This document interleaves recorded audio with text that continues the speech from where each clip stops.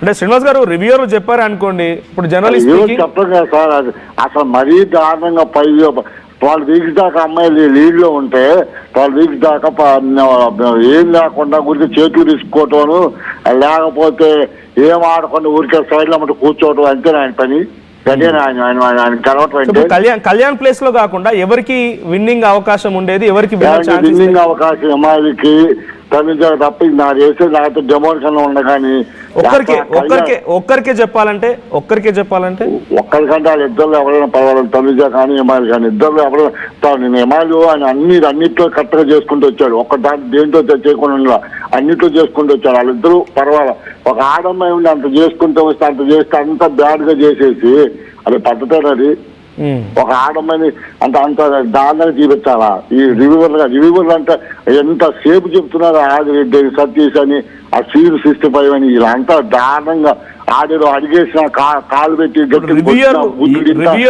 రివ్యూర్లు అన్నారు కదా సార్. ఒక మాట చూపించారంటారు సార్, బూతులు తిట్టినా, కాలు పెట్టి గట్టిగా ఒక చైర్లు కొట్టినా అవంతా నెంబర్ 1. అట్లాంటి నుంచి ఏంటంటే ఎప్పుడైనా రావాలంటే అలా గట్టిగా కొట్టి అగ్రెసివ్ ఉండి బూతులు తిట్టి అట్లా చేసే వాళ్ళు వస్తేనే నెంబర్ 1 అవుతారంటే. మంచిగా ఎమ్మెల్యే తనుజలాగా ఉంటే ఎవరండి అది మట్టికి అర్థమైపోయింది.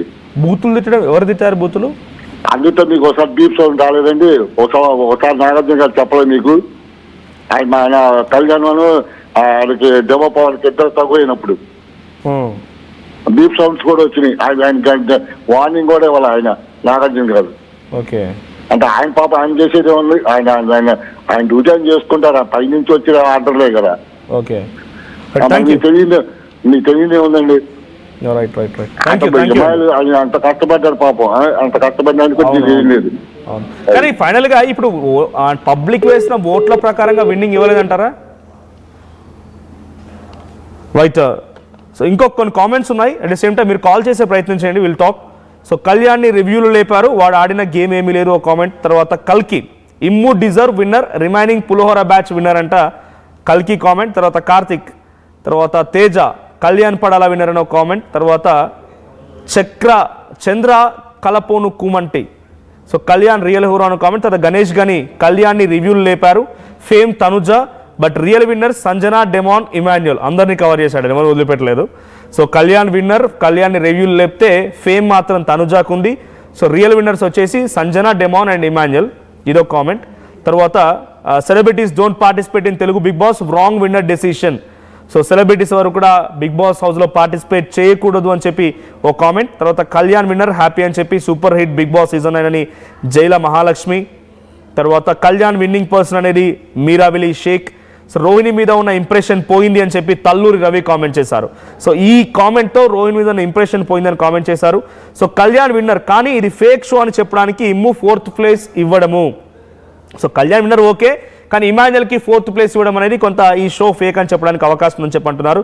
కళ్యాణ్కి బిగ్ బాస్ విన్నర్ అయ్యే అర్హత ఉందా లేదా అని అంటే 80% మంది ఉందని అంటున్నారు, 20% మంది లేదు అని చెప్తున్నారు.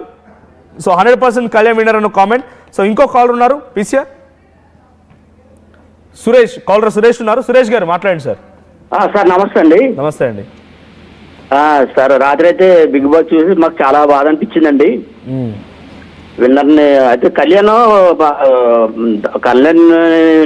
విన్ అవడంలో తప్పలేదండి. కాకపోతే ఇమానియల్ని ఎలిమినేట్ చేయడం అనేది చాలా దారుణం సార్. అది అక్కడ కూడా రాజకీయాలు నడుస్తున్నట్టు ఉంది. అసలే ఈ షో ఇమానియల్ అంటూ లేకపోతే ఈ షో చూసేవాళ్ళే ఇంత టీఆర్పీ వచ్చిందంటే ఖచ్చితంగా ఇమానియల్ అంటే జనాలు వేసిన ఓట్స్ కి లేకపోతే హాట్స్టార్ లో వేసిన ఓట్స్ కి వీటికి ఏం విలువలేదంటారా? అక్కడ ఓట్లు పనిచేయలేదంటారా? లేదు సార్, లేదండి, లేదు. అంతే ఏముంది సార్, అసలు అక్కడ తనుజ బాగానే ఆడిందండి. డెవాన్ పవర్ అంతా ఏముంది సార్, అత్తమానం అది లవ్ ట్రాప్ అది అసలే అంతా చాలా మేమింత ఇప్పుడు ఇంత కష్టపడి చూసి అసలే ఎమాన్యుయల్ పెట్టిన ఎఫర్ట్ ఎమాన్యుయల్ని ఒక టీఆర్పీ కోసం వాడుకున్నారు సార్ పక్కాగా.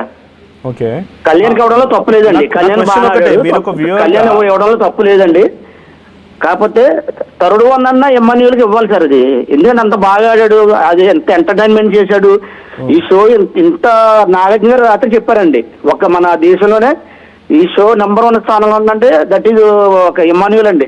ఓ ఓకే చెప్పండి సురేష్ గారు, but నేను- నా ఎంటర్టైన్మెంట్ question అండి. ఏంటంటే- కన్నవాళ్ళు అంతా కొట్టుకోవడము తిట్టుకోవడము ఇదంతా చేసి ఇమాన్యుల్ ఒక ఎంటర్టైన్మెంట్ చేసి ఈ షో అంతా తన భుజం నుంచి లాక్కొచ్చేయడానికి 100% అతనికి ఇవ్వాలండి. ఓకే 100%. కానీ థర్డ్ ప్లేస్ ఇవ్వాలి సార్, థర్డ్ ప్లేస్ ఇవ్వాలండి ఇమాన్యుల్ కి. మీ మాటలు మీ అభిమానాన్ని నేను యాక్సెప్ట్ చేస్తాను, మీ అభిమానం అది.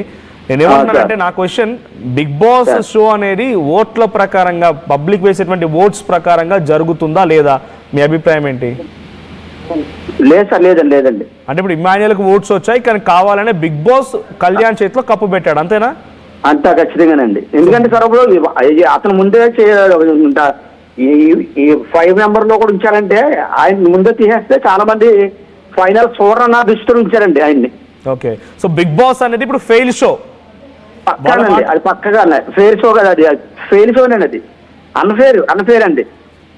Unfair elimination, it's show is fail, అంతే. ఎస్ సార్, కష్టం Thank you. అది కష్టపడే వాళ్ళకి అది అక్కడ ఇవ్వట్లేదండి. రైట్, థ్యాంక్ యూ సురేష్ గారు.